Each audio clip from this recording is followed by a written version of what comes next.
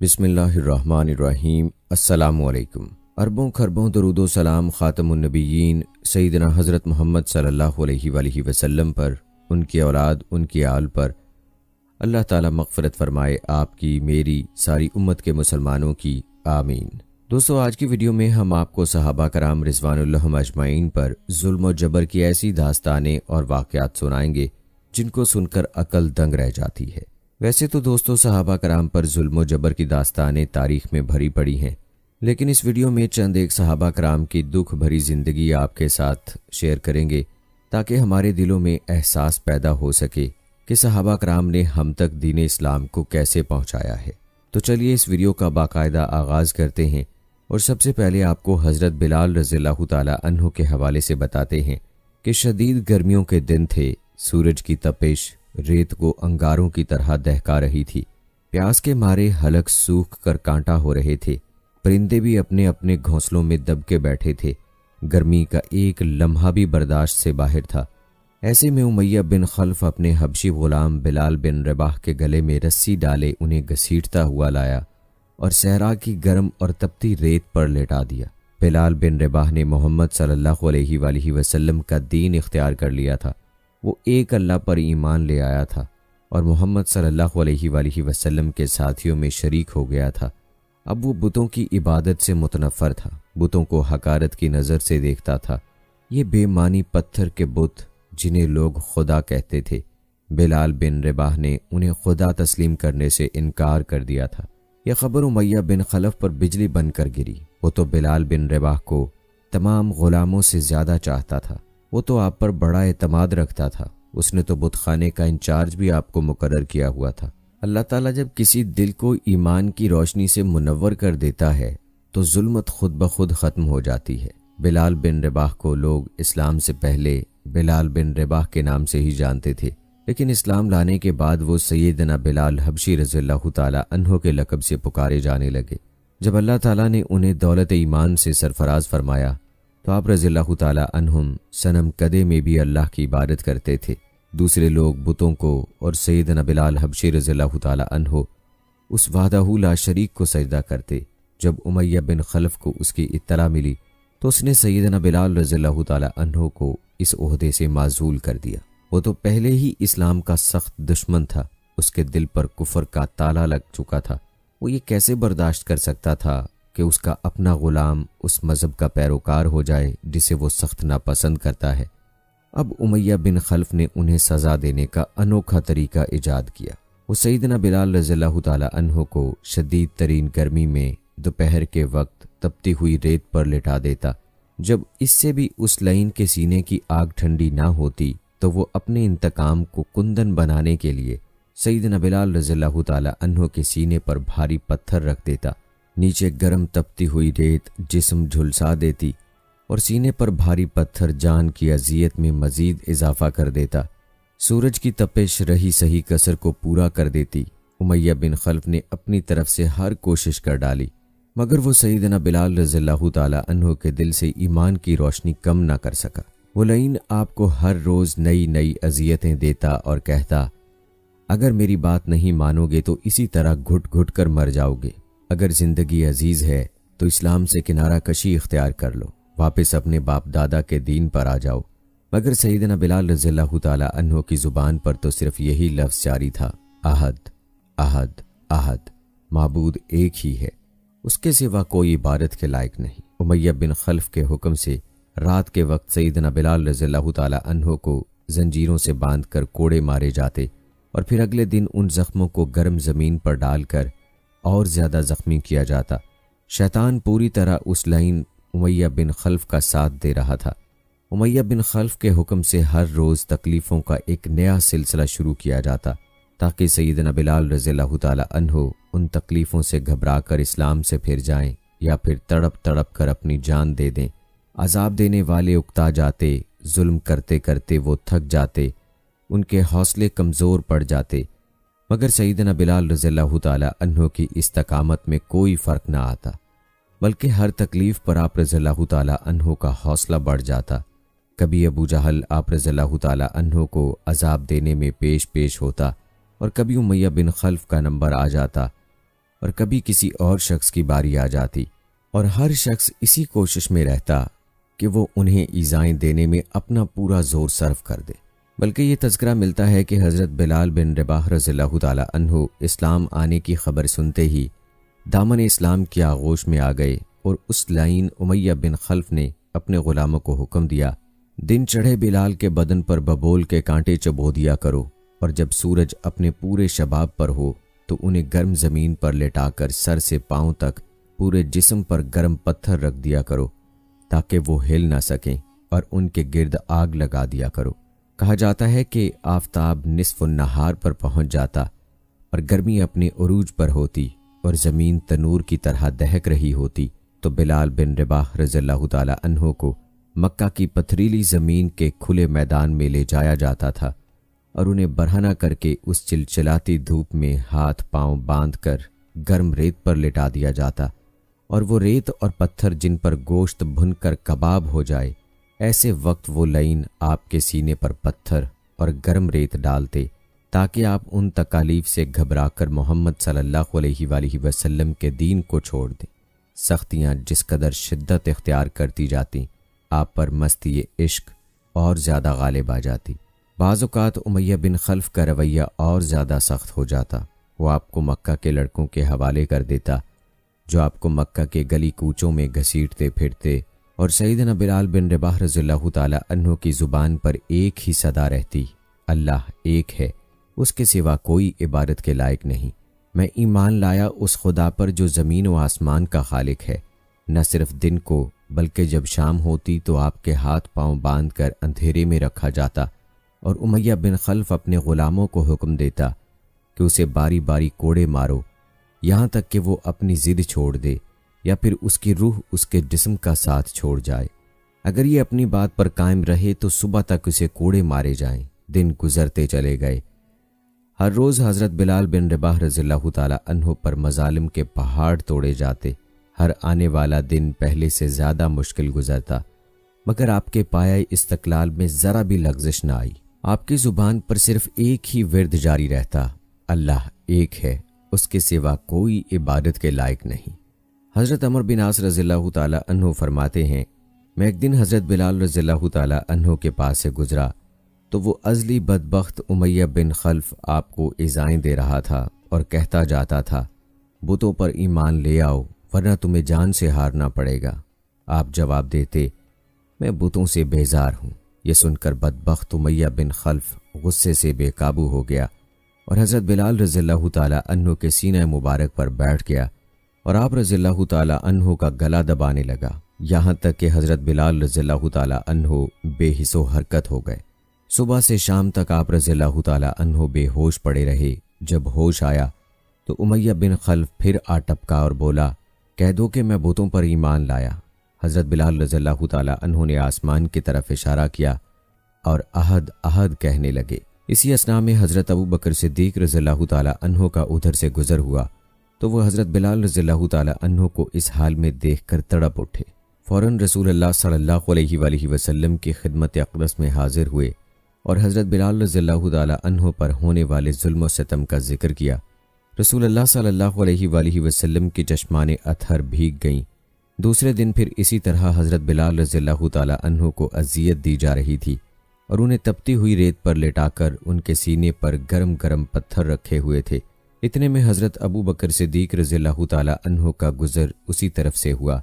حضرت بلال رضی اللہ تعالی عنہ کو اسی حالت میں دیکھ کر بے تاب ہو گئے اور آپ دیدہ ہو گئے۔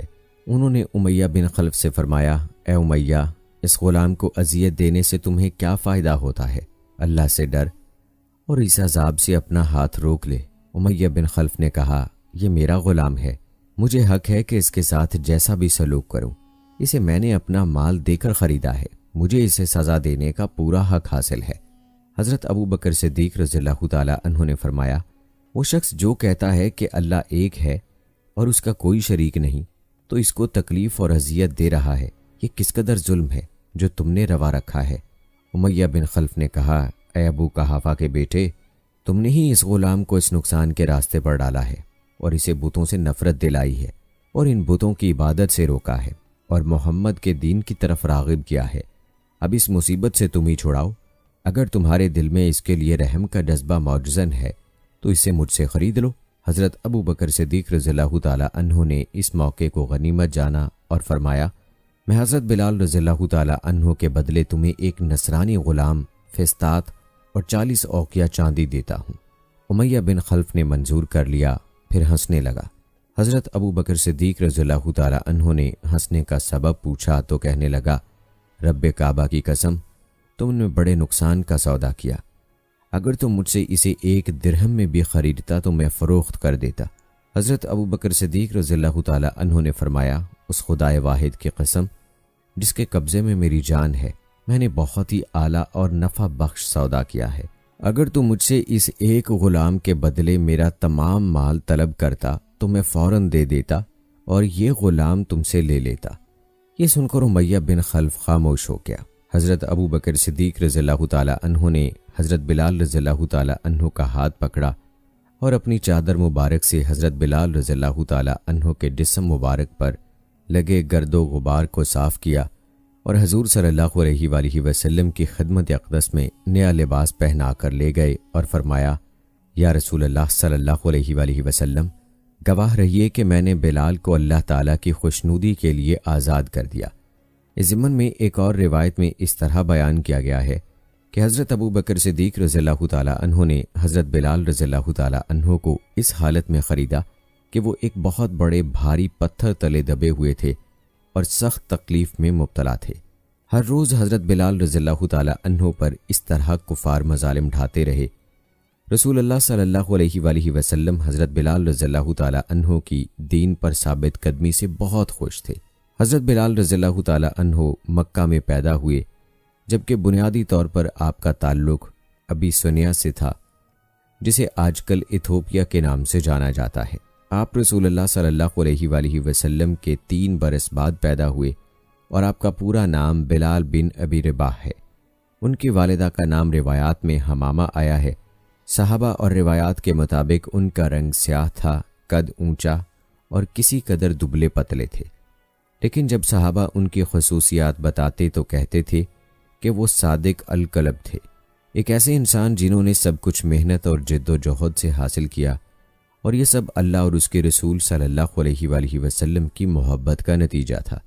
آپ صلی اللہ علیہ وآلہ وسلم کی جانب سے حضرت بلال رضی اللہ تعالی عنہ کو 2 لقب دیے گئے، یا 2 طرح کی خدمات تھیں جو خود آپ صلی اللہ علیہ وآلہ وسلم نے حضرت بلال رضی اللہ تعالی عنہ کو سونپی۔ ایک الخازن یعنی حضرت بلال آپ صلی اللہ علیہ وآلہ وسلم کے ذاتی خزانچی تھے، اور دوسرا لقب جو آپ کا ہے وہ موزن رسول صلی اللہ علیہ وآلہ وسلم ہے، جو کہ سب بخوبی جانتے ہیں۔ ایک حدیث میں رسول اللہ صلی اللہ علیہ وآلہ وسلم نے حضرت بلال کو تمام موزنوں کا سردار کہا ہے، تو دنیا میں قیامت تک جہاں بھی اذان دی جائے گی، حضرت بلال رضی اللہ تعالی عنہ ان تمام موزنوں کے سردار ہیں۔ حضرت بلال رضی اللہ تعالی عنہ کا تعلق بنی جہر سے تھا۔ ان کی والدہ ایک غلام تھیں جن کو امیہ بن خلف نے خریدا تھا۔ امیہ بن خلف اسلام کا سخت دشمن تھا اور حضرت بلال رضی اللہ تعالی عنہ پر طرح طرح کے مظالم ڈھاتا تھا تاکہ وہ اسلام سے پھر جائیں۔ یہی امیہ بن خلف غزوہ بدر میں قیدی بن کر آیا تھا اور حضرت بلال رضی اللہ تعالی عنہ کے ہاتھوں قتل ہوا۔ قتل کے وقت حضرت بلال رضی اللہ تعالی عنہ کی زبان پر احد احد تھا۔ حضرت بلال رضی اللہ تعالی عنہ ہمیشہ بات کرتے ہوئے یہی کہتے کہ رسول اللہ صلی اللہ علیہ وآلہ وسلم نے یہ فرمایا، رسول اللہ صلی اللہ علیہ وآلہ وسلم نے وہ فرمایا۔ ان سے کوئی اور بات کی جاتی تو کچھ دیر وہ بات کرتے، مگر پھر یہیں آ جاتے کہ رسول اللہ صلی اللہ علیہ وآلہ وسلم نے یہ فرمایا، رسول اللہ صلی اللہ علیہ وآلہ وسلم نے وہ فرمایا۔ آپ صلی اللہ علیہ وآلہ وسلم فرماتے تھے، بلال کوئی بھی بات مجھ سے منسوب کر کے کہیں تو اس کے بارے میں کسی شک میں مت پڑنا۔ حضرت بلال ان اصحاب میں سے ہیں جن کو دنیا ہی میں جنت کی بشارت دے دی گئی تھی، اور یہ ایک وجہ ہی کافی تھی کہ لوگ ان کی بے پناہ عزت کرتے، ان کی تعریف کرتے، اور جب ایسا ہوتا حضرت بلال رضی اللہ تعالی عنہ اپنے سر کو جھکا لیتے۔ جاننے والے جانتے تھے کہ ان کی تعریف کی جا رہی ہے، لیکن سر جھکا کر حضرت بلال رضی اللہ تعالی عنہ کی آنکھوں سے اشک جاری ہوتے تھے۔ وہ کہتے تھے، میں تمہیں بتاؤں میں کیا ہوں؟ میں ایک حبشی ہوں اور میں ایک غلام تھا اور ایک غلام ہوں، اللہ کا غلام۔ ایک بار ایک قبیلے کے کچھ لوگ رسول اللہ صلی اللہ علیہ وآلہ وسلم کے پاس آئے اور کہا کہ اے اللہ کے رسول، میری بیٹی کی شادی کسی سے کر دیں۔ آپ صلی اللہ علیہ وآلہ وسلم نے فرمایا، بلال کے بارے میں کیا خیال ہے؟ وہ لوگ پھر آئے، پھر کہا کہ رسول اللہ صلی اللہ علیہ وآلہ وسلم، میری بیٹی کی شادی کسی سے کر دیں۔ آپ صلی اللہ علیہ وآلہ وسلم نے فرمایا، بلال کے بارے میں کیا خیال ہے؟ وہ لوگ تیسری بار پھر آئے اور پھر یہی کہا۔ آپ صلی اللہ علیہ وآلہ وسلم نے پھر جواب دیا، بلال کے بارے میں کیا خیال ہے، جو کہ جنتی ہے۔ ایک حدیث میں ہے کہ جنت حضرت بلال رضی اللہ تعالی عنہ کا انتظار کرتی ہے۔ ایک مسلمان کی حیثیت سے ہم جنت کا انتظار کرتے ہیں، جبکہ جنت خود حضرت بلال رضی اللہ تعالی عنہ کا انتظار کرتی ہے۔ ایک بار فجر کی نماز کے بعد آپ صلی اللہ علیہ وآلہ وسلم نے حضرت بلال رضی اللہ تعالی عنہ سے پوچھا کہ تم ایسا کیا کرتے ہو کہ کل رات جب میں جنت میں داخل ہوا تو میں نے اپنے آگے تمہارے قدموں کی آواز سنی۔ حضرت بلال رضی اللہ تعالی عنہ نے جواب دیا، یا رسول اللہ صلی اللہ علیہ وآلہ وسلم، جب بھی میرا وضو ٹوٹتا ہے میں دوبارہ وضو کر کے 2 رکعت نفل ادا کرتا ہوں۔ کون تھا ایسا جو نہ چاہتا ہو کہ مؤذن رسول صلی اللہ علیہ وآلہ وسلم کا منصب اسے نصیب ہو؟ صحابہ اس بات پر جان تک دے سکتے تھے، لیکن یہ مقام حضرت بلال رضی اللہ تعالی عنہ کے حصے میں آیا تھا۔ نہ صرف یہ بلکہ فتح مکہ کو یاد کریں، جب بڑے بڑے مرتبے والے صحابہ موجود تھے اور یہ ایک طرف خانہ کعبہ تھا جو مسلمان اور مشرکین مکہ دونوں کے لیے سب سے محترم تھا، لیکن جب رسول اللہ صلی اللہ علیہ وآلہ وسلم نے مکہ کی چھت پر جا کر اذان دینے کے لیے بلایا تو کسی اور کو نہیں بلکہ حضرت بلال رضی اللہ تعالی عنہ کو کہا، ورنہ وہاں وہ 10 صحابہ موجود تھے جن کو دنیا میں جنت کی بشارت مل گئی تھی۔ وہ صحابہ موجود تھے جو بدر میں آپ صلی اللہ علیہ وآلہ وسلم کے ساتھ شریک ہوئے۔ وہ 4 خلفائے راشدین موجود تھے جن میں سے 2 آپ صلی اللہ علیہ وآلہ وسلم کے داماد اور 2 کی بیٹیاں آپ صلی اللہ علیہ وآلہ وسلم کی ازواج تھیں، لیکن یہ مقام اللہ نے حضرت بلال رضی اللہ تعالی عنہ کے لیے رکھا تھا۔ ایک صحابی نے ایک بار حضرت بلال رضی اللہ تعالی عنہ کو ایک حبشی عورت کا بیٹا کہہ کر بلایا، جو حضرت بلال رضی اللہ تعالی عنہ کو گراں گزرا۔ آپ رسول اللہ صلی اللہ علیہ وآلہ وسلم کے پاس آئے اور ساری بات بتائی۔ آپ صلی اللہ علیہ وآلہ وسلم نے ان صحابی سے فرمایا کہ تمہارے اندر اب تک زمانہ جاہلیت کی باتیں موجود ہیں؟ آپ صلی اللہ علیہ وآلہ وسلم نے فرمایا، میں جتنا ایک سفید عورت کا بیٹا ہوں اتنا ہی ایک کالی عورت کا بیٹا بھی ہوں۔ حضرت حلیمہ سعدیہ رضی اللہ تعالی عنہا بھی ایک حبشیہ تھیں۔ اذان دیتے وقت جب اشہد ان محمد رسول اللہ پر آتے تو آپ صلی اللہ علیہ وآلہ وسلم گھر سے نکل کر مسجد کی طرف آتے تھے۔ پھر جب علالت کا وقت آیا اور آپ صلی اللہ علیہ وآلہ وسلم سے امامت کے لیے آیا نہ جا سکا تو حضرت بلال رضی اللہ تعالی عنہ خود آپ صلی اللہ علیہ وآلہ وسلم کو بلانے جاتے۔ کبھی آپ صلی اللہ علیہ وآلہ وسلم خود آتے، کبھی کسی نے سہارا دیا ہوتا۔ یہ دیکھ کر حضرت بلال رضی اللہ تعالی عنہ فرماتے کہ کیا ہی دکھ اور غم کے دن ہیں، اگر یہ دن ہی دیکھنا تھا تو میری ماں نے مجھے پیدا ہی نہ کیا ہوتا، یا اے کاش میں یہ دن دیکھنے سے پہلے ہی مر گیا ہوتا۔ پھر یوں بھی ہوا کہ حضرت بلال رضی اللہ تعالی عنہ اذان دیتے ہوئے غم سے بے ہوش ہو گئے۔ آپ صلی اللہ علیہ وآلہ وسلم کے وصال کے وقت، جبکہ آپ صلی اللہ علیہ وآلہ وسلم کا جسم مبارک ابھی وہیں تھا، حضرت بلال رضی اللہ تعالی عنہ نے اذان دینے کی کوشش کی، لیکن جب اشہد ان محمد رسول اللہ پر پہنچے اور آپ صلی اللہ علیہ وآلہ وسلم گھر سے نہ نکلے تو یہ منظر اس قدر غمناک تھا کہ اذان دیتے ہوئے حضرت بلال رضی اللہ تعالی عنہ کی ہچکی لگ گئی۔ وہ اتنا روئے کہ باقی تمام صحابہ کو بھی رلا دیا۔ اگلے 3 روز تک مسلسل آپ نے اذان دینے کی کوشش کی، لیکن اشہد ان محمد رسول اللہ پر پہنچ کر ضبط کے سارے بندھن ٹوٹ جاتے تھے۔ اس لیے آپ رضی اللہ تعالی عنہ نے مدینہ چھوڑنے کا فیصلہ کر لیا۔ آپ صلی اللہ علیہ وآلہ وسلم کی وفات کے بعد حضرت بلال رضی اللہ تعالی عنہ نے مدینہ چھوڑ دیا تھا۔ وہ ان گلیوں کو رسول اللہ صلی اللہ علیہ وآلہ وسلم کے بغیر دیکھ ہی نہیں سکتے تھے جہاں انہوں نے آپ صلی اللہ علیہ وآلہ وسلم کے ساتھ زندگی گزاری تھی۔ حضرت بلال حضرت ابو بکر رضی اللہ تعالی عنہ کے پاس گئے اور ان سے اجازت مانگی کہ وہ جہاد پر جانا چاہتے ہیں۔ حضرت ابو بکر رضی اللہ تعالی عنہ نے فرمایا کہ مت جاؤ، مجھے تمہاری ضرورت ہے، لیکن حضرت بلال رضی اللہ تعالی عنہ نے جواب دیا کہ اے ابو بکر، اگر آپ نے مجھے اپنے لیے خرید کر آزاد کیا تھا تو میں رک جاتا ہوں، اگر اللہ کے لیے آزاد کیا تھا تو مجھے جانے دیجیے۔ یہاں سے آپ جہاد کے لیے روانہ ہو گئے۔ پھر ایک رات ایک خواب دیکھا۔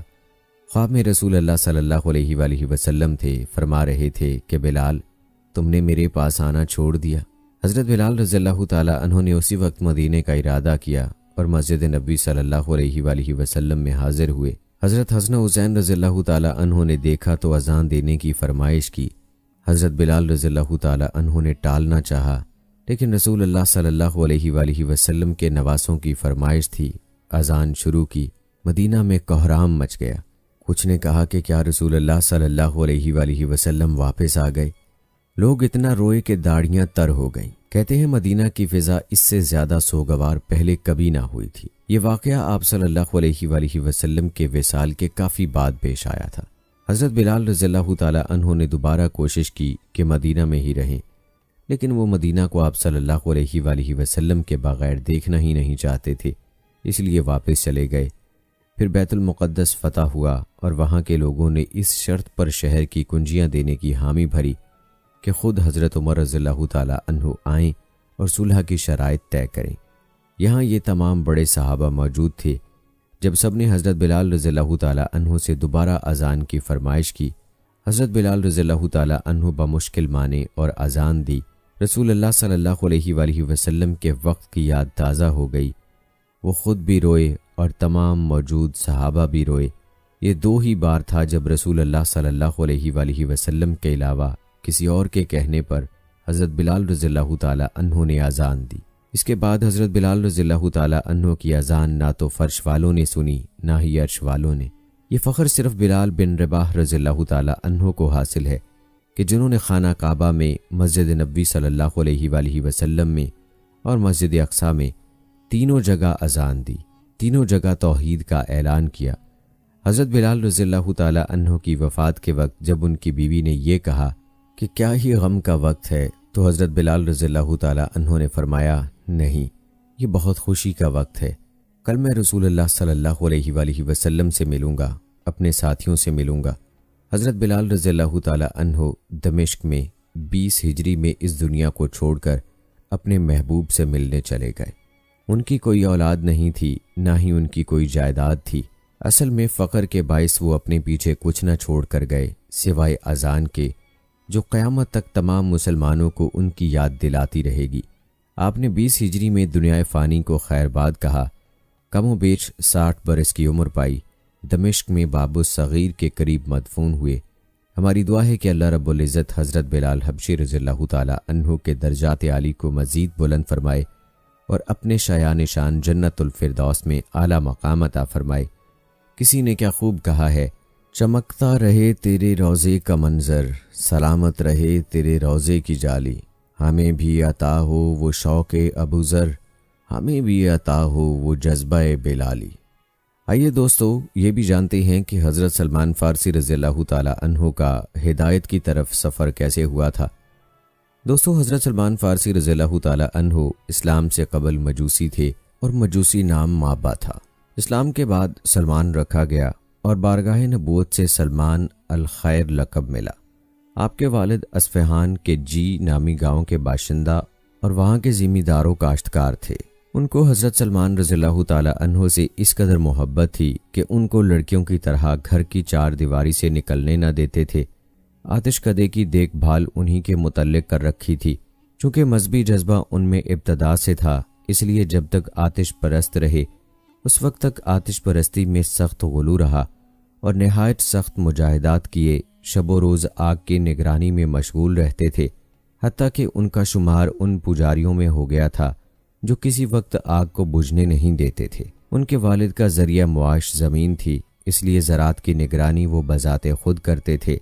ایک دن وہ گھر کی مرمت میں مشغولیت کی وجہ سے کھیت خود نہ جا سکے اور اس کی دیکھ بھال کے لیے سلمان رضی اللہ تعالی عنہ کو بھیج دیا۔ ان کو راستے میں ایک گرجا ملا، اس وقت اس میں عبادت ہو رہی تھی۔ نماز کی آواز سن کر دیکھنے کے لیے گرجے میں چلے گئے۔ نماز کے نظارے سے ان کے دل پر خاص اثر ہوا اور مزید حالات کی جستجو ہوئی اور عیسائیوں کا طریقہ عبادت اس قدر بھایا کہ بے ساختہ زبان سے نکل گیا کہ یہ مذہب ہمارے مذہب سے بہتر ہے۔ चुनाचे खेतों का ख्याल छोड़कर इसी में महव हो गए। इबादत ख़त्म होने के बाद ईसाइयों से पूछा कि इस मज़हब का सरचश्मा कहाँ है।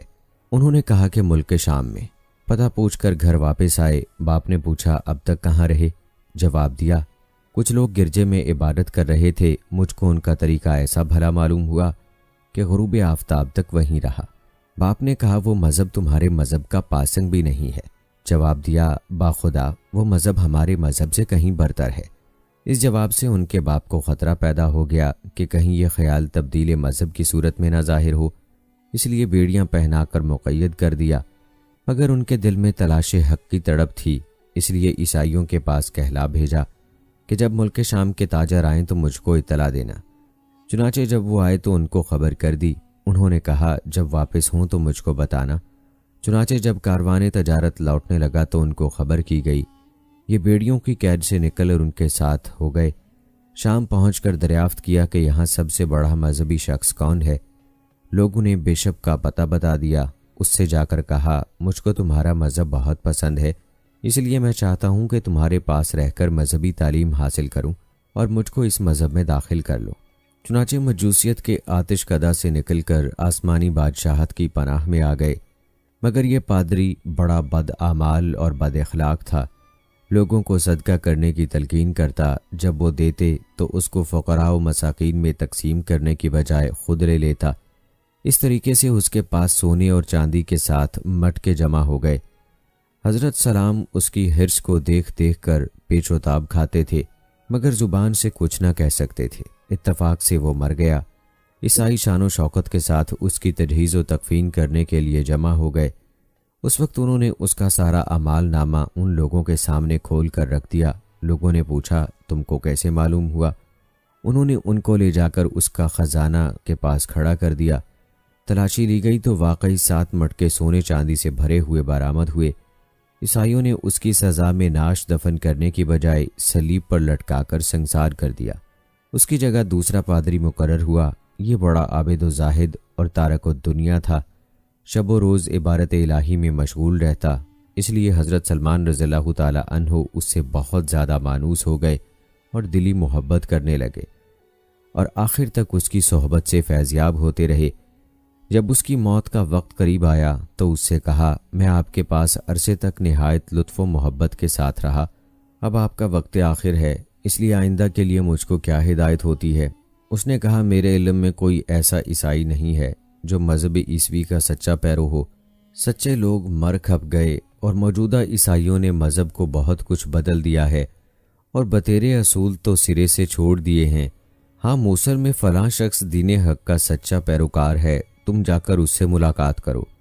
चुनाचे उस पादरी की मौत के बाद हक़ की जुस्तजू में वो मूसल पहुँचे और तलाश करके उससे मिले और पूरा वाक़या बयान किया कि फ़लाँ पादरी ने मुझको हिदायत की थी कि आपके यहाँ अभी तक हक़ का सरचश्मा उबलता है और मैं आपसे मिलकर तशनगी बुझाऊँ। उसने उनको ठहरा लिया। पहले पादरी दर हकीकत बड़ा मुत्तकी और पाकबाज था, इसलिए हज़रत सलमान रज़ियल्लाहु ताला अन्हु ने आइंदा के मुतालिक उससे भी वसीयत की ख्वाहिश की। उसने नसीबीन में एक शख्स का पता बताया। दोस्तों, उसकी मौत के बाद वो नसीबैन पहुँचे और पादरी से मिलकर दूसरे पादरी की वसीयत बताई। ये पादरी भी पहले दोनों पादरियों की तरह बड़ा आबिद व जाहिद था। हज़रत सलमान रज़ियल्लाहु ताला अन्हु यहाँ मुक़ीम होकर उससे रूहानी तस्कीन हासिल करने लगे। अभी कुछ ही दिन उसकी सोहबत से फ़ायदा उठाया था कि उसका वक्त भी आ पहुँचा। हज़रत सलमान रज़ियल्लाहु ताला अन्हु ने गुज़श्ता पादरियों की तरह उससे भी आइंदा के मुताल्लिक मशवरा तलब किया। उसने अमूरिया में गौहर मकसूद का पता बताया। चुनाचे उसकी मौत के बाद उन्होंने अमूरिया का सफ़र किया और वहाँ के पादरी से मिलकर पयाम सुनाया और उसके पास मुक़ीम हो गए। कुछ बकरियाँ ख़रीद लीं, उनसे मादी ग़िज़ा हासिल करते थे और सब्र व शुक्र के साथ रूहानी ग़िज़ा पादरी से हासिल करने लगे। जब उसका पैमाना हयात भी लबरेज़ हो गया तो हज़रत सलमान रज़ियल्लाहु ताला अन्हु ने उसको अपनी पूरी सरगुज़श्त सुनाई कि इतने मरातिब तय करता हुआ आपके पास पहुँचा था। आप भी आखिरत का सफ़र करने को आमादा हैं, इसलिए मेरा कोई सामान करते जाइए। उसने कहा बेटा, मैं तुम्हारे लिए क्या सामान करूं? आज दुनिया में कोई शख्स ऐसा बाकी नहीं है जिससे मिलने का तुमको मशवरा दूं। अलबत्ता अब उस नबी सल्लल्लाहु अलैहि वसल्लम के ज़हूर का ज़माना करीब है। جو ریگستان عرب سے اٹھ کر دین ابراہیم کو زندہ کرے گا اور کھجوروں والی زمین کی طرف ہجرت کرے گا۔ اس کے علامات یہ ہیں کہ وہ ہدیہ قبول کرے گا اور صدقہ اپنے لیے حرام سمجھے گا۔ اس کے دونوں شانوں کے درمیان مہر نبوت ہوگی۔ اگر تم مجھ سے مل سکو تو ضرور ملنا۔ اس پادری کے مرنے کے بعد حضرت سلمان رضی اللہ تعالی عنہ عرصے تک اموریہ میں رہے۔ کچھ دنوں کے بعد بنو کلب کے تاجر ادھر سے گزرے۔ حضرت سلمان رضی اللہ تعالی عنہ نے ان سے کہا کہ اگر تم مجھ کو عرب پہنچا دو تو میں اپنی گائیں اور بکریاں تمہاری نظر کر دوں گا۔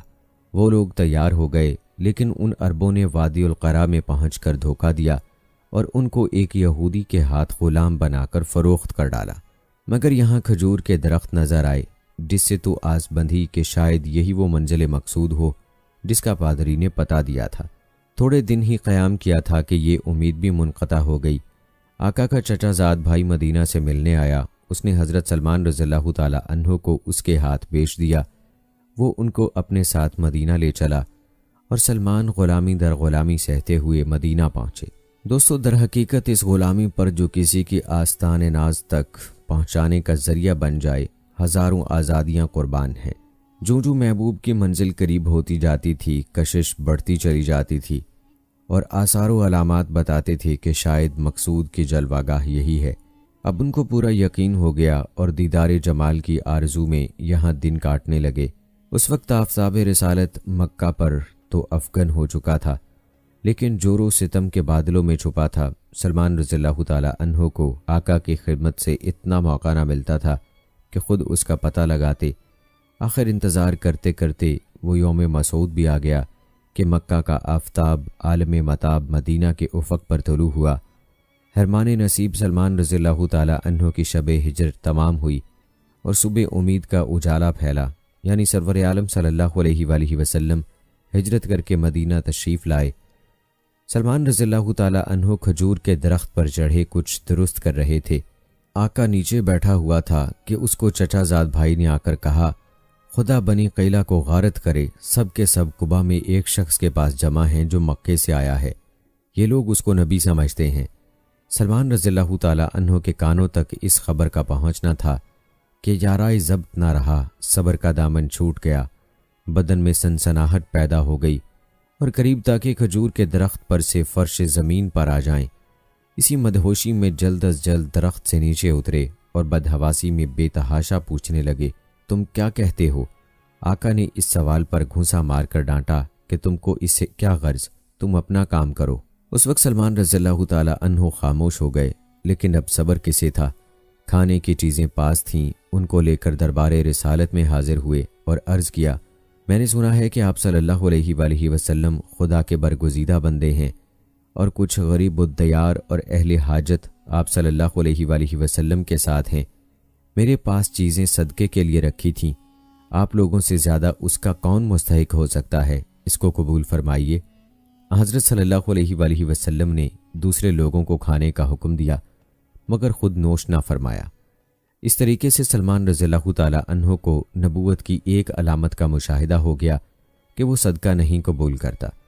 دوسرے دن پھر ہدیہ لے کر حاضر ہوئے اور عرض کیا کہ کل آپ صلی اللہ علیہ وآلہ وسلم نے صدقے کی چیزیں نہیں نوش فرمائی تھیں، آج یہ ہدیہ قبول فرمائیے۔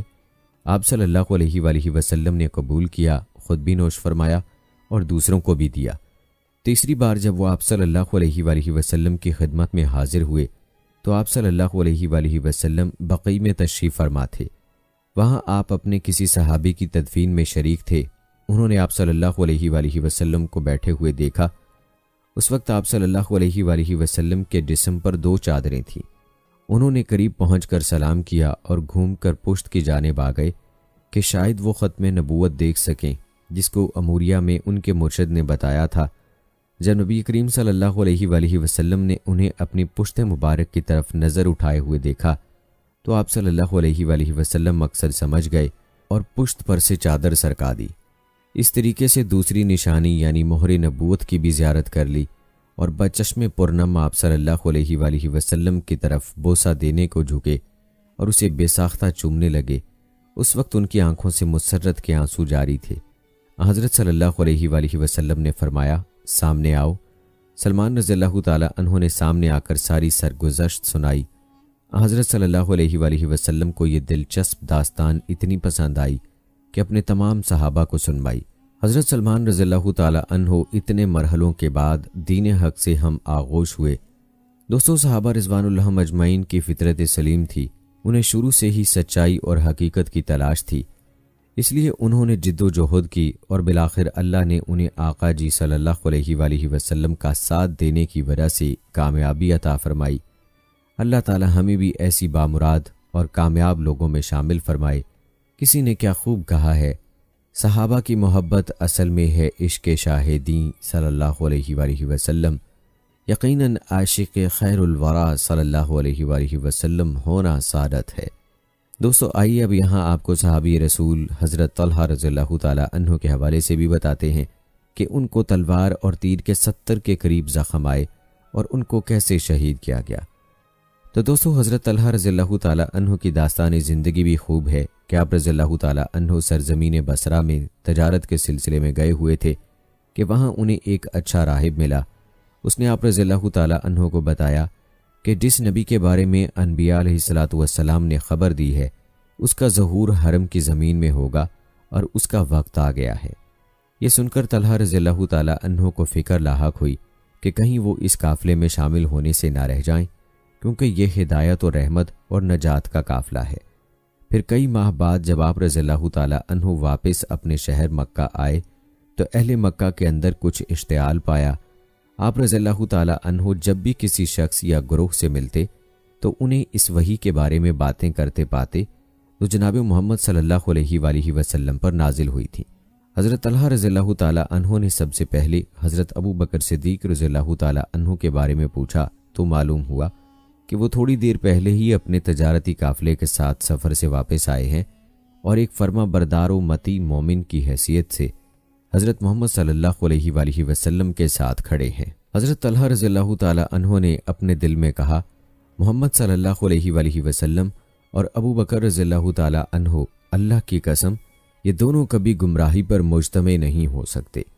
حضرت محمد صلی اللہ علیہ وآلہ وسلم عمر کے 40ویں برس کو پہنچ چکے ہیں اور ہم نے اس دوران ان سے ایک بھی جھوٹ نہیں سنا۔ کیا وہ آج اللہ کے بارے میں جھوٹ کہیں گے؟ اللہ نے مجھے رسول بنا کر بھیجا ہے اور میرے اوپر وحی نازل کی ہے۔ حضرت طلحہ رضی اللہ تعالی عنہ فوراً حضرت ابو بکر صدیق رضی اللہ تعالی عنہ کے گھر کی طرف چل پڑے۔ حضرت ابو بکر صدیق رضی اللہ تعالی عنہ اور حضرت طلحہ رضی اللہ تعالی عنہ کے درمیان کوئی زیادہ دیر گفتگو نہیں ہوئی تھی کہ رسول اللہ صلی اللہ علیہ وآلہ وسلم سے ملاقات اور آپ رضی اللہ تعالی عنہ کے اتباع کی شوق کی رفتار حضرت طلحہ رضی اللہ تعالی عنہ کے دل کی دھڑکن سے بھی تیز ہو چکی تھی۔ حضرت ابو بکر صدیق رضی اللہ تعالی عنہ نے ان کو ساتھ لیا اور رسول اللہ صلی اللہ علیہ وآلہ وسلم کی خدمت میں آ گئے، جہاں حضرت طلحہ رضی اللہ تعالی عنہ مسلمان ہو کر قافلے ایمان میں شامل ہو گئے اور اولین مسلمانوں میں شمار ہونے لگے۔ حضرت طلحہ رضی اللہ تعالی عنہ اپنی قوم میں اپنے مقام و مرتبہ، دولت کی فراوانی اور منافع بخش تجارت کا مالک ہونے کے باوجود قریش کی تعذیبات کا شکار ہوئے۔ جب انہیں اور حضرت ابو بکر صدیق رضی اللہ تعالی عنہ کو نوفل بن خویلد کے حوالے کیا گیا، جس کو قریش کا شیر کہا جاتا تھا، یہ الگ بات ہے کہ ان کو سزا میں مبتلا کیے ہوئے زیادہ دیر نہیں گزری تھی کہ قریش کو اپنے اس عمل پر شرمندگی کا احساس ہوا اور اس کے انجام کا خوف بھی لاحق ہو گیا۔ جب مسلمانوں کو ہجرت کا حکم دیا گیا تو حضرت طلحہ رضی اللہ تعالی عنہ بھی مدینہ کی طرف ہجرت کر گئے۔ پھر رسول اللہ صلی اللہ علیہ وآلہ وسلم کے ساتھ سوائے غزوہ بدر کے ہر غزوہ میں شریک رہے۔ غزوہ بدر میں آپ رضی اللہ تعالی عنہ اس لیے شریک نہ ہو سکے تھے کہ رسول اللہ صلی اللہ علیہ وآلہ وسلم نے آپ رضی اللہ تعالی عنہ اور حضرت سعید بن زید رضی اللہ تعالی عنہ کو مدینہ سے باہر کسی مہم پر بھیجا ہوا تھا۔ جب وہ مہم سر کر کے واپس مدینہ آئے تو نبی کریم صلی اللہ علیہ وآلہ وسلم اور صحابہ غزوہ بدر سے واپس آ رہے تھے۔ ان دونوں اصحاب کو دلی صدمہ ہوا کہ وہ پہلے ہی غزوہ میں رسول اللہ صلی اللہ علیہ وآلہ وسلم کے ساتھ شرکت کرنے کے اجر سے محروم رہ گئے۔ اس پر رسول اللہ صلی اللہ علیہ وآلہ وسلم نے یہ خبر دے کر انہیں مطمئن کر دیا کہ جنگ لڑنے والوں کی طرح ان کو بھی پورا اجر ملے گا، بلکہ رسول اللہ صلی اللہ علیہ وآلہ وسلم نے انہیں بھی مال غنیمت میں اسی قدر حصہ دیا جس قدر جنگ میں شرکت کرنے والوں کو دیا تھا۔ اب غزوہ احد آیا کہ قریش کی پوری طاقت اور شدت بروئے کار آئے، جس طرح وہ یوم بدر کو جوش میں آئی تھی، تاکہ مسلمانوں کو آخری شکست سے دوچار کر کے نیست و نابود کر دیا جائے۔ سب کچھ پیس کر رکھ دینے والی جنگ فوراً شروع ہو گئی، جس نے زمین کو اپنی المناک لپیٹ میں لے لیا اور مشرکین کی بدبختی آ گئی۔ مسلمانوں نے جب دیکھا کہ کفار اپنا اسلحہ پھینک کر بھاگ کھڑے ہوئے ہیں، تو پہاڑی درے پر موجود تیر انداز اپنی جگہوں سے نیچے اتر آئے تاکہ غنائم جنگ لوٹ سکیں۔ ادھر قریش کا لشکر اچانک پیچھے سے حملہ آور ہوا اور غنائم جنگ اپنے ہاتھ میں لے لی۔ پھر جنگ نئے سرے سے اپنی شدت و سختی اور ہولناکی کے ساتھ شروع ہو گئی۔ اس اچانک حملے نے مسلمانوں کی صفوں میں کھلبلی مچا دی۔ حضرت طلحہ رضی اللہ تعالی عنہ نے ادھر نظر ڈالی جہاں رسول اللہ صلی اللہ علیہ وآلہ وسلم کھڑے تھے۔ دیکھا کہ آپ شرک و کفر کی قوتوں کا نشانہ بنے ہوئے ہیں۔ حضرت طلحہ رضی اللہ تعالی عنہ تیزی سے رسول اللہ صلی اللہ علیہ وآلہ وسلم کی جانب چلے اور اس فاصلے کو عبور کرنے لگے، ایک ایسا فاصلہ جس میں دسیوں زہر آلود تلواریں اور جنون زدہ نیزے لہرا رہے تھے۔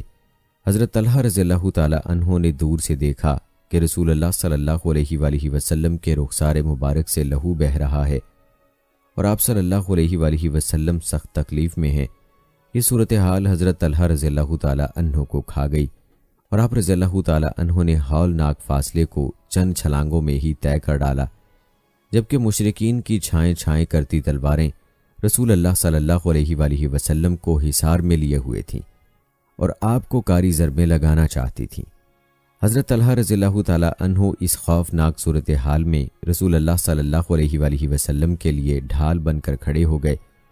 آپ رضی اللہ تعالی عنہ اپنے دائیں بائیں بوٹیاں اڑانے والی تلواروں کے وار کر رہے تھے۔ آپ رضی اللہ تعالی عنہ نے دیکھا کہ رسول اللہ صلی اللہ علیہ وآلہ وسلم کا خون بہہ رہا ہے اور آپ صلی اللہ علیہ وآلہ وسلم کی تکلیف بڑھ رہی ہے، تو آپ صلی اللہ علیہ وآلہ وسلم کو سہارا دیا اور اس گڑھے سے باہر نکالا جس میں آپ صلی اللہ علیہ وآلہ وسلم کا پاؤں پھسل گیا تھا۔ آپ رضی اللہ تعالی عنہ اپنے بائیں ہاتھ اور سینے سے رسول اللہ صلی اللہ علیہ وآلہ وسلم کو سہارا دیے ہوئے تھے اور محفوظ مقام پر لے جا رہے تھے، ساتھ ساتھ اپنے دائیں ہاتھ سے تلوار بھی چلا رہے تھے اور ان مشرکوں سے لڑ رہے تھے جو رسول اللہ صلی اللہ علیہ وآلہ وسلم کو گھیرے ہوئے تھے۔ حضرت عائشہ رضی اللہ تعالی عنہا فرماتی ہیں، جب احد کے روز کا ذکر کیا جاتا تو حضرت ابو بکر صدیق رضی اللہ تعالی عنہ فرمایا کرتے تھے، یہ دن تو سارے کا سارا طلحہ رضی اللہ تعالی عنہ کا تھا۔ میں پہلا شخص تھا جو نبی صلی اللہ علیہ وآلہ وسلم کے پاس آیا تو آپ صلی اللہ علیہ وآلہ وسلم نے مجھے اور ابو عبیدہ بن جراح سے فرمایا، اپنے بھائی کی حالت کو دیکھو۔ ہم نے دیکھا تو طلحہ رضی اللہ تعالی عنہ کے جسم پر نیزے، تلوار اور تیر کے 70 کے قریب زخم تھے، ان کی ایک انگلی بھی کٹ گئی تھی۔ پھر ہم نے ان کی مرہم پٹی کی۔ حضرت طلحہ رضی اللہ تعالی عنہ تمام غزوات میں اگلی صفوں میں ہوا کرتے تھے۔ آپ رضی اللہ تعالی عنہ پرچم رسول صلی اللہ علیہ وآلہ وسلم پر قربان ہو کر اللہ کی رضامندی چاہتے تھے۔ اسلام لانے کے بعد حضرت طلحہ رضی اللہ تعالی عنہ مسلمان جماعت کے وسط میں زندگی گزارنے لگے، عبادت گزاروں کے ساتھ اللہ کی عبادت کرتے رہے اور مجاہدین کے ساتھ جہاد فی سبیل اللہ میں مصروف رہے، مسلمان بھائیوں کے ساتھ مل کر دین کی بنیادیں مضبوط کرتے رہے، جو دین اس لیے آیا تھا کہ انسانیت ساری کی ساری انسانیت کو اندھیروں سے نکال کر روشنیوں کی طرف لے آئے۔ جب آپ رضی اللہ تعالی عنہ رب کا حق ادا کر لیتے تو پھر اللہ کا فضل تلاش کرنے کے لیے نکل کھڑے ہوتے، اپنی منافع بخش تجارت اور سود مند کاروبار میں مصروف ہو جاتے۔ حضرت طلحہ رضی اللہ تعالی عنہ بہت زیادہ دولت مند اور اہل ثروت مسلمانوں میں سے تھے۔ آپ رضی اللہ تعالی عنہ کی ساری دولت و ثروت اس دین کی خدمت کے لیے وقف تھی، جس کا علم آپ رضی اللہ تعالی عنہ نے رسول اللہ صلی اللہ علیہ وآلہ وسلم کی مائیت میں اٹھا رکھا تھا۔ آپ رضی اللہ تعالی عنہ اس دولت سے بے حساب خرچ کرتے، اللہ تعالیٰ بھی آپ رضی اللہ تعالی عنہ کی اس دولت کو بے حساب بڑھاتا تھا۔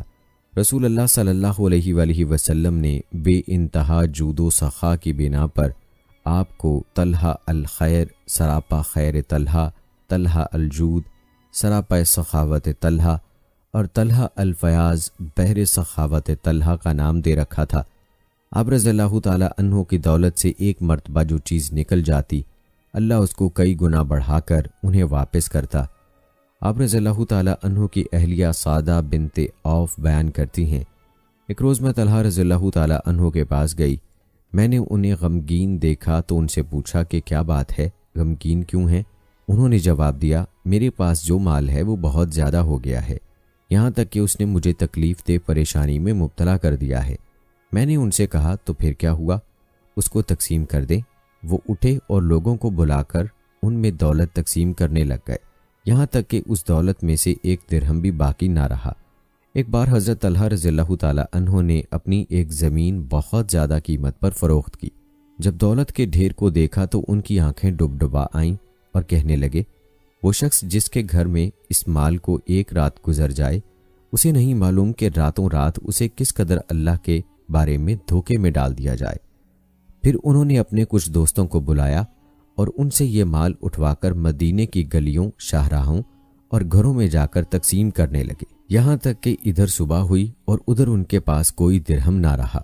حضرت جابر بن عبداللہ رضی اللہ تعالیٰ عنہ ان کی جود و سخا کا حال بیان کرتے ہوئے کہتے ہیں، میں نے طلحہ رضی اللہ تعالیٰ عنہ بن عبید اللہ کے علاوہ کسی آدمی کو نہیں دیکھا جو بغیر مانگے اس قدر مال عطا کرتا ہو۔ حضرت طلحہ رضی اللہ تعالیٰ عنہ اپنے اہل و عیال اور اقربا کے ساتھ بہترین سلوک کرنے والوں میں سے تھے۔ آپ رضی اللہ تعالیٰ عنہ ان لوگوں کی کثرت تعداد کے باوجود ان کی کفالت کرتے۔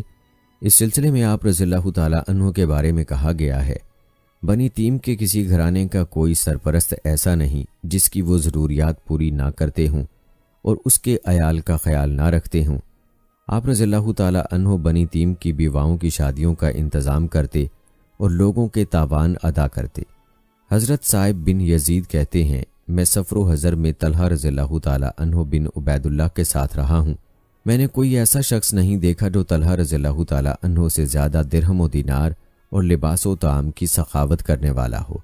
خلافت عثمان میں فتنہ رونما ہوا تو حضرت طلحہ رضی اللہ تعالیٰ عنہ حضرت عثمان رضی اللہ تعالیٰ عنہ کا محاسبہ کرنے والوں کی تائید کر رہے تھے۔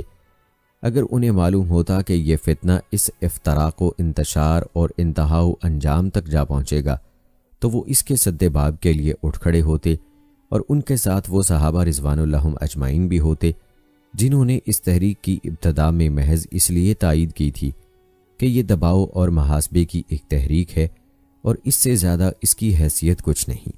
تاہم حضرت عثمان رضی اللہ تعالیٰ عنہ کے محاصرے اور پھر مظلومانہ قتل کے بعد حضرت طلحہ رضی اللہ تعالیٰ عنہ کا یہ موقف تبدیل ہو گیا۔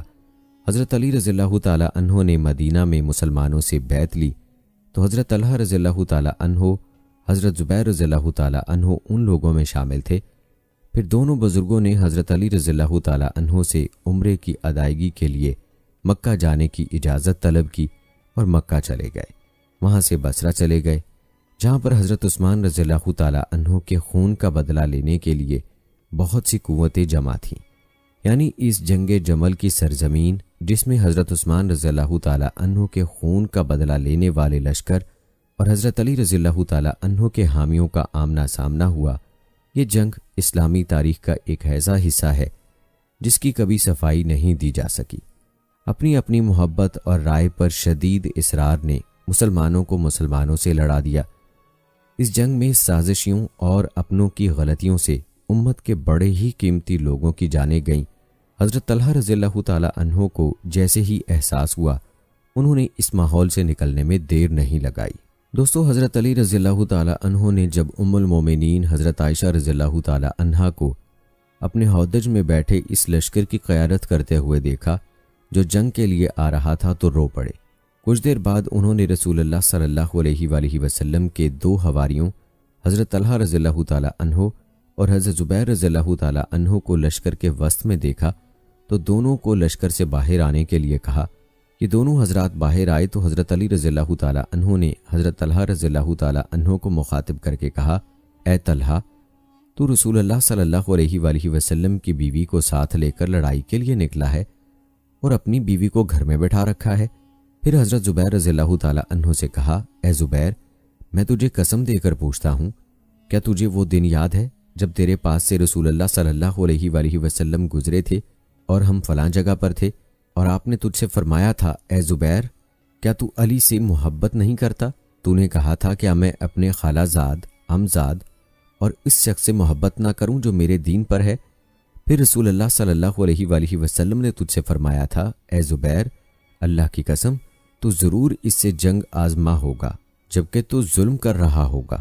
دوستو حضرت زبیر رضی اللہ تعالیٰ عنہ نے حضرت علی رضی اللہ تعالیٰ عنہ کی یہ بات سن کر جواب دیا ہاں مجھے یاد آ گیا ہے، میں تو اسے بھول گیا تھا، اللہ کی قسم میں تم سے اب لڑائی نہیں کروں گا۔ پھر حضرت زبیر رضی اللہ تعالیٰ عنہ اور حضرت طلحہ رضی اللہ تعالیٰ عنہ دونوں اس اندرونی جنگ سے دستبردار ہو گئے، مگر اس موقع پر جنگ سے دستبرداری انہیں اپنی جانیں دے کر چکانی پڑی۔ حضرت زبیر رضی اللہ تعالیٰ عنہ کو حالت نماز میں عمر بن جرموز نامی شخص نے قتل کر دیا اور حضرت طلحہ رضی اللہ تعالیٰ عنہ کو مروان بن حکم نے تیر کے نشانے پر لے کر زندگی سے محروم کر دیا۔ حضرت طلحہ رضی اللہ تعالیٰ عنہ جنگ جمل کے روز حضرت علی رضی اللہ تعالیٰ عنہ کے مقابل لشکر میں شریک ہو کر جنگ آزما ہونے کے لیے پابہ رقاب ہوئے تو آپ رضی اللہ تعالیٰ عنہ امید یہ رکھتے تھے کہ آپ رضی اللہ تعالیٰ عنہ کا یہ اقدام حضرت عثمان رضی اللہ تعالیٰ عنہ کے محاسبے پر مبنی ان کے اس پہلے موقف کا کفارہ بن جائے گا جو آپ رضی اللہ تعالیٰ عنہ کے ضمیر کے لیے کانٹا بن کر رہ گیا تھا۔ آپ مارکہ شروع ہونے سے قبل دعا کے لیے ہاتھ بلند کرتے ہیں اور آہوزاری کے الفاظ میں دعا گو ہوتے ہیں تو آپ کی آنکھیں بھیگ جاتی ہیں۔ آپ کہتے ہیں اے اللہ آج مجھ سے عثمان رضی اللہ تعالیٰ عنہ کا بدلہ لے لے کہ تم مجھ سے راضی ہو جائے۔ حضرت علی رضی اللہ تعالیٰ عنہ نے جب انہیں اور حضرت زبیر رضی اللہ تعالیٰ عنہ کو متوجہ فرمایا تو علی رضی اللہ تعالیٰ عنہ کے الفاظ نے ان دونوں حضرات گرامی کے دلوں کو بدل کر رکھ دیا۔ وہ حق پر ڈٹنے والے اور اس کے لیے لڑنے والے تھے۔ جو ہی انہیں اندازہ ہوا کہ ان کا قدم درست نہیں ہے اور اللہ کے رسول صلی اللہ علیہ وآلہ وسلم نے بھی اسی بارے میں فرمایا اور سمجھایا تھا، انہوں نے میدان جنگ چھوڑنے کا فیصلہ کرنے میں دیر نہیں کی، مگر سازشی عناصر کو ان کا یہ فیصلہ نہ بھایا اور انہوں نے دونوں صحابہ کو کچھ ہی دیر بعد زندگی کی قید سے آزاد کر دیا۔ شہادت ان کے مقدر میں لکھی جا چکی تھی۔ اللہ اکبر۔ شہادت حضرت طلحہ رضی اللہ تعالیٰ عنہ کے مقدر میں تھی۔ وہ جہاں بھی واقع ہوتی حضرت طلحہ رضی اللہ تعالیٰ عنہ اسے پا کر رہتے اور وہ انہیں پا کر رہتی۔ کیا رسول اللہ صلی اللہ علیہ وآلہ وسلم نے ان کے بارے میں فرمایا نہیں تھا یہ وہ شخص ہے جس نے اپنی نظر پوری کر دی ہے اور جس کو یہ بات خوش کرے کہ وہ زمین پر کسی شہید کو چلتا ہوا دیکھے تو وہ طلحہ رضی اللہ تعالیٰ عنہ کو دیکھ لے۔ شہید نے اپنے عظیم انجام کو پا لیا اور واقعہ جمل اپنے اختتام کو پہنچا۔ ام المومنین حضرت عائشہ رضی اللہ تعالیٰ عنہا کو احساس ہوا کہ انہوں نے معاملہ فہمی میں عجلت سے کام لیا ہے، جس کے باعث مسلمانوں کے ہی دو لشکروں کا آمنا سامنا ہو گیا ہے، تو اس تصادم سے کنارہ کش ہو کر فوراً بصرہ چھوڑ کر مدینہ چلی گئیں۔ حضرت علی رضی اللہ تعالیٰ عنہ نے پوری عظیم و تکریم کے ساتھ انہیں سفر کی تمام سہولیات باہم پہنچائیں۔ دوستو حضرت علی رضی اللہ تعالیٰ عنہ اور ان کے ساتھی اور وہ لوگ جو ان کے خلاف تھے جب شہدائے جنگ کا معائنہ کر چکے تو حضرت علی رضی اللہ تعالیٰ عنہ نے سب کی نماز جنازہ پڑھی۔ جب حضرت طلحہ رضی اللہ تعالیٰ عنہ اور حضرت زبیر رضی اللہ تعالیٰ عنہ کی تدفین سے فارغ ہوئے تو ان دونوں محترم اور جلیل القدر ہستیوں کو عظیم الفاظ میں الوداع کہا۔ حضرت علی رضی اللہ تعالیٰ عنہ کے ان الوداعی کلمات کے آخری الفاظ یہ تھے، مجھے امید ہے کہ میں طلحہ رضی اللہ تعالیٰ عنہ، زبیر رضی اللہ تعالیٰ عنہ اور عثمان رضی اللہ تعالیٰ عنہ ان لوگوں میں سے ہوں گے جن کے بارے میں اللہ تعالیٰ نے فرمایا ان کے دلوں میں جو تھوڑی بہت کھوٹ کھپٹ ہوگی اسے ہم نکال دیں گے۔ وہ آپس میں بھائی بھائی بن کر آمنے سامنے تختوں پر بیٹھیں گے۔ پھر دونوں حضرات کی قبروں پر غمناک اور محبت بھری نگاہ ڈالتے ہوئے فرمایا، میرے ان کانوں نے رسول اللہ صلی اللہ علیہ وآلہ وسلم کو یہ فرماتے ہوئے سنا ہے، طلحہ رضی اللہ تعالیٰ عنہ اور زبیر رضی اللہ تعالیٰ عنہ جنت میں میرے ہمسائے ہوں گے۔ کسی کہنے والے نے کیا خوب کہا ہے کہ مکہ ہو، مدینہ ہو یا میدان جنگ ہو، ہر دم رہے فولاد کی دیوار صحابہ، آقا کی سنتوں سے محبت کا اثر تھا، دنیا کی محبت سے تھے بیزار صحابہ۔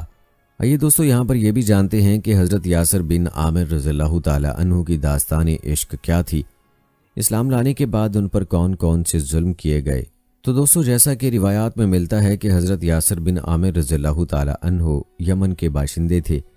یہ آپس میں 4 بھائی تھے، حضرت یاسر، مالک، حارث اور ایک چھوٹا تھا۔ یہ چوتھا نمبر بھائی جس سے سب سے زیادہ محبت کرتے تھے، ایک مرتبہ کہیں گم ہو گیا جس کی کوئی خبر ان کو نہ ملی۔ یہ لوگ اپنے بھائی کی محبت کی شدت کی وجہ سے دل کے ہاتھوں مجبور ہو کر اپنے بھائی کو ڈھونڈنے کے لیے گھر سے نکلے۔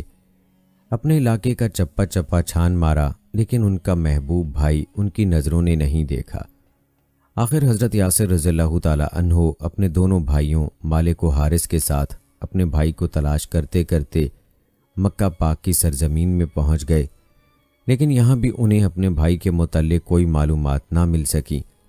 لیکن اس پاک سرزمین میں آقائے نامدار حضرت صلی اللہ علیہ وآلہ وسلم نے توحید کا پرچم بلند کر رکھا تھا، اور یہ دولت حقیقی حضرت یاسر رضی اللہ تعالی عنہ کے مقدر میں لکھی جا چکی تھی۔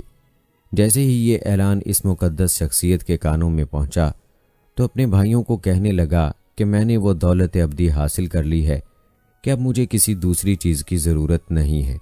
اگر رہنا چاہتے ہو تو میرے ساتھ رہ سکتے ہو، ورنہ تم اپنی مرضی سے مجھے چھوڑ کر جا سکتے ہو، مجھے تم سے شکایت نہیں ہے۔ یہ بات سن کر دونوں بھائی مایوس ہو کر سرزمین مکہ پاک سے اپنے ملک یمن چلے گئے، لیکن حضرت یاسر بن عامر رضی اللہ تعالی عنہ نے مکہ پاک میں سکونت اختیار کر دی اور یہاں ابو حذیفہ بن مغیرہ سے حلیفانہ تعلقات پیدا کر لیے۔ ابو حذیفہ نے اپنی ایک نیک سیرت لونڈی حضرت سمیہ بنت خبات رضی اللہ تعالی عنہا حضرت یاسر بن عامر رضی اللہ تعالی عنہ کو بخش دی، جس سے انہوں نے نکاح کر لیا اور اپنی زندگی کے دن مکہ پاک میں گزارنے لگے۔ بالآخر قدرت نے حضرت یاسر اور حضرت سمیہ رضی اللہ تعالی عنہا کو ایک خوبصورت و سیرت بچہ عطا فرمایا، جس کا نام حضرت عمار رضی اللہ تعالی عنہ رکھا گیا۔ یہ مقدس بچہ آگے چل کر اپنی سیرت و صورت، کردار و گفتار و عشق رسول میں جل کر تاریخ اسلام کا ایک مستقل لال بن گیا، جس کی سیرت و عشق کے واقعات سن کر انسانی عقل دنگ رہ جاتی ہے۔ ابو حذیفہ بن مغیرہ نے حضرت یاسر و سمیہ و عمار رضی اللہ تعالی عنہ کو بڑی اچھی طرح سے رکھا تھا۔ پھر جب ابو حذیفہ بن مغیرہ نے وفات کی تو آل یاسر رضی اللہ تعالی عنہ اپنی زندگی کے لمحات گزارنے کے لیے کسی کے محتاج نہیں تھے۔ پھر وقت نے کروٹ بدل ڈالی تو وادی غیر ذی زرع کے سالار محمد مصطفیٰ صلی اللہ علیہ وآلہ وسلم نے اعلان نبوت فرمایا اور ہر طرف توحید کا پیغام عام کر دیا، تو آہستہ آہستہ لوگ اس اعلان نبوت پر لبیک کہہ کر دین اسلام کو اپنا آخری سرمایہ سمجھ کر اس دین کو قبول کرنے شروع ہو گئے۔ جیسے جیسے لوگ مسلمان ہونے لگے تو اہل مکہ نے مصائب کو بڑھانا شروع کر دیا۔ جس کو بھی دین اسلام کو قبول کرتے ہوئے دیکھتے تو اس پر ٹوٹ پڑتے اور انہیں بہت ہی دردناک سزائیں دیتے تھے۔ کسی کو مکہ کی ریتلی زمین پر لٹا کر اس کے سینے مبارک پر بڑے پتھر رکھ دیتے تھے، کسی کو ناک میں دھواں دیتے تھے، کسی کو گلیوں میں گھسیٹتے رہتے تھے، کسی کو لوہے کی زرہ پہنا کر انگاروں پر ڈال دیتے تھے۔ ایسی عبرتناک سزائیں فقط اسی لیے دی جاتی تھیں کہ لوگو تم فقط بتوں کی عبادت کرو، اللہ تعالیٰ کے پیغام کو چھوڑ دو۔ لیکن جب سے سزائیں بڑھنے لگیں تو حلقہ اسلام میں لوگ بھی زیادہ شامل ہونے لگے اور توحید کے پرستاروں نے عزائم کفار کو دیکھ کر اپنا جان، مال، اولاد قربان کر دیا، لیکن اب ان ظالموں سے آنکھوں میں آنکھیں ملا کر فرماتے تھے، اب دنیا کی کوئی طاقت ہمارے سینوں میں سے دین اسلام کی محبت کو نہیں مٹا سکتی، تمہاری یہ سزائیں ہمارے ایمان کو متزلزل نہیں کر سکتی، تم اپنا بدترین کام کرتے رہو، ہم اپنی جانیں قربان کرنے کے لیے تیار ہیں۔ اب جیسے ہی کفار مکہ کو حضرت یاسر و سعید عمار رضی اللہ تعالی عنہم کے مسلمان ہونے کی خبر ملی تو بنی مخزوم کے لوگ غیظ و غضب میں جل اٹھے اور اپنے ناپاک ارادوں کی تکمیل کے لیے آل یاسر رضی اللہ تعالی عنہ پر تکالیف کا دائرہ بڑھا دیا۔ ان توحید کے متوالوں کو اتنا مارتے تھے کہ ان کا جسم مبارک خون میں سرخ ہو جاتا تھا۔ پھر کفار کہتے تھے کہ اب بتاؤ ایمان کو چھوڑتے ہو یا نہیں، اگر نہیں چھوڑو گے تو ہم تمہیں ایسی عبرتناک سزائیں دیں گے کہ لوگوں کے لیے مثال بن جاؤ گے۔ جب کفار مکہ یہ اپنا ناپاک ارادہ ظاہر کرتے تھے تو یہ تینوں فرماتے تھے کہ محمد رسول اللہ صلی اللہ علیہ وآلہ وسلم پر ہماری 1000 جانیں بھی قربان ہیں، اگر ہم اسی حالت میں بھی فوت ہو گئے تو ہمیں موت سے کوئی شکوہ نہیں، بلکہ ہم فخر سے کہیں گے کہ محبوب صلی اللہ علیہ وآلہ وسلم کے قدموں میں قربان ہوئے ہیں۔ یہ جواب سن کر کفار جل جاتے تھے، پھر ان کو لکڑیوں، گھونسوں اور لاتوں سے اتنا پیٹتے تھے کہ یہ مظلوم بے ہوش ہو جاتے تھے۔ پھر جب ہوش میں آتے تھے کفار پوچھتے تھے، بتاؤ اب کیا ارادہ ہے؟ اذیتیں برداشت کرنے کا شوق ہے یا ایمان چھوڑتے ہو؟ یہ سن کر یہ مجاہدین نبی کریم صلی اللہ علیہ وآلہ وسلم فرماتے تھے کہ دامن مصطفیٰ کو ہم کیسے چھوڑ دیں، ہمارا اتنا کمزور ایمان نہیں۔ ایک مرتبہ ظالم کفار کے ہاتھوں سے یہ تینوں اذیت ناک سزائیں جھیل رہے تھے تو وہاں سے ہادی حق حضرت محمد صلی اللہ علیہ وآلہ وسلم کا گزر ہوا۔ ان کی مظلومیوں بے کسی دیکھ کر آپ کا دل بھر آیا تو فرمانے لگے، اے آل یاسر صبر کرو، تمہاری جگہ جنت ہے۔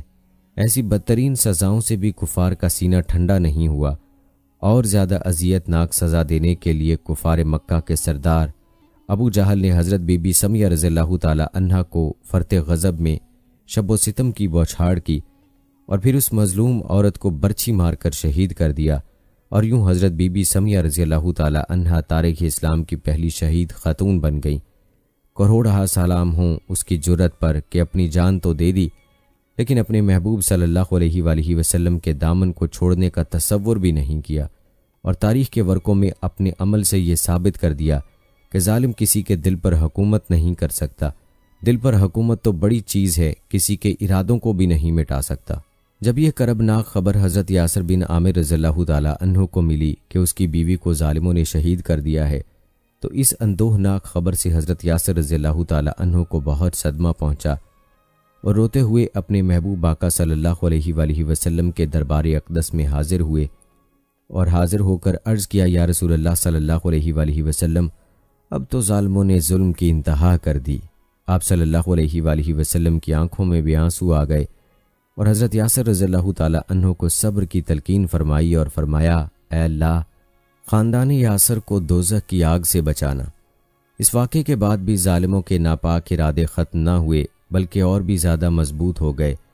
پھر چشم فلک نے دیکھا کہ کفار مکہ نے مظلوم بوڑھے یاسر رضی اللہ تعالی عنہ کو اتنا مارنا شروع کر دیا کہ آپ بے ہوش ہو گئے۔ جب ہوش میں آتے تھے تو کفار کہتے تھے، اپنا آخری انجام بھی عنقریب دیکھ لو گے ورنہ تم ایمان کو چھوڑ دو۔ آپ فرماتے تھے، ظالموں، تم میری جان تو لے سکتے ہو، میری مظلومہ بیوی کو شہید کر سکتے ہو، میرے بیٹے محبوب بیٹے عمار پر تکلیف کی لرزہ خیز سزاؤں کی داستانیں تو قائم کر سکتے ہو، لیکن ہمارے قلوب میں میرے کریم رب نے جو اسلام کا بیج بویا ہے اس کو تا قیامت اکھاڑ نہیں سکو گے۔ غیظ و غضب میں جل کے مر جاؤ گے لیکن میرے ایمان کو کچھ نہیں کر سکو گے۔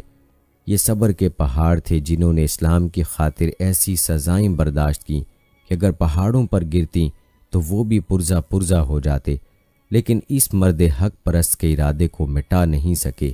یہ وہ لوگ تھے جن کے لیے اللہ تعالیٰ نے فرمایا تھا کہ یہی سچے مومن ہیں۔ دوستو، انبیاء کرام علیہ الصلوۃ والسلام کے بعد تمام انسانوں میں صحابہ کرام رضوان اللہ اجمعین سب سے زیادہ تعظیم و توقیر کے لائق ہیں۔ یہ وہ مقدس و مبارک ہستیاں ہیں جنہوں نے رسول اللہ صلی اللہ علیہ وآلہ وسلم کی دعوت پر لبیک کہا، دائرہ اسلام میں داخل ہوئے اور تن من دھن سے اسلام کے آفاقی اور ابدی پیغام کو دنیا کے ایک ایک گوشے میں پہنچانے کے لیے کمر بستہ ہو گئے۔ تاریخ گواہ ہے کہ ان مبارک ہستیوں نے قرآن و حدیث کی تعلیمات کو عام کرنے اور پرچم اسلام کی سربلندی کے لیے ایسی بے مثال قربانیاں دی ہیں کہ آج کے دور میں جن کا تصور بھی مشکل ہے۔ رسول اکرم صلی اللہ علیہ وآلہ وسلم کے روئے زیبا کی زیارت وہ عظیم سعادت ہے کہ دنیا جہاں کی کوئی نعمت اس کے برابر نہیں ہو سکتی، اور صحابہ کرام تو وہ ہیں کہ شب و روز آپ صلی اللہ علیہ وآلہ وسلم کی زیارت اور آپ کی صحبت فیض سے مستفیض ہوتے رہے۔ قرآن و دین کو حضور صلی اللہ علیہ وآلہ وسلم کی مبارک زبان سے سنا۔ آیات قرآنیہ کے علاوہ قطب احادیث بھی فضائل صحابہ کے ذکر سے مالا مال ہیں۔ چنانچہ حضرت عمر فاروق اعظم رضی اللہ تعالی عنہ سے روایت ہے کہ رسول اللہ صلی اللہ علیہ وآلہ وسلم نے فرمایا، میرے صحابہ کی عزت کرو کہ وہ تمہارے نیک ترین لوگ ہیں۔ ایک حدیث پاک میں ہے، میرے صحابہ ستاروں کی مانند ہیں، تم ان میں سے جس کی بھی اقتداء کرو گے ہدایت پا جاؤ گے۔ ان سب آیات و روایات پر نظر کرتے ہوئے یہ جزم و یقین حاصل ہوتا ہے کہ ان حضرات کی شان بہت اعلیٰ و عرفہ ہے۔ ان مقدس ہستیوں پر اللہ پاک کا بے حد فضل و کرم ہے، لہٰذا ہمیں چاہیے کہ ان پاکیزہ نفوس کی محبت دل میں بساتے ہوئے ان کے حالات و واقعات کا گہرائی کے ساتھ مطالعہ کریں اور دونوں جہان میں کامیابی کے لیے ان کے نقش قدم پر چلتے ہوئے زندگی بسر کرنے کی کوشش کریں۔ اللہ تعالیٰ سے دعا ہے کہ اللہ ہمیں صحابہ کرام کے نقش قدم پر چلنے کی توفیق دے، آمین یا رب العالمین۔ دوستو، امید کرتے ہیں کہ ہماری آج کی یہ ویڈیو آپ کو پسند آئی ہوگی۔ جدید دور ہے، جس طرح امت مسلمہ کے دشمن ہماری نوجوان نسل کو اپنے طریقہ کار کے ذریعے بے راہروی کا شکار کر رہے ہیں، امت مسلمہ کو دین سے دور کر رہے ہیں اور غیر اخلاقی مواد کو عام کر رہے ہیں، تو آئیں ہم بھی اس چینل کے ساتھ مل کر اللہ اور اس کے رسول صلی اللہ علیہ وآلہ وسلم کی باتوں کو لوگوں میں پھیلاتے ہیں۔ یہ سب سے بہترین صدقہ جاریہ ہے۔ اس ویڈیو کو آپ سوشل میڈیا پر شیئر کر سکتے ہیں تاکہ آپ کے دوست احباب کی بھی بہتر طور پر رہنمائی ہو سکے، اور آپ سب ہمارے چینل کو اسی طرح دیکھتے رہیے۔ ہم پھر حاضر ہوں گے ایک نئے ٹاپک کے ساتھ۔ یادوں، باتوں اور دعاؤں میں مجھے یاد رکھیے گا۔ دیجیے اجازت اگلی ویڈیو تک۔ اللہ حافظ۔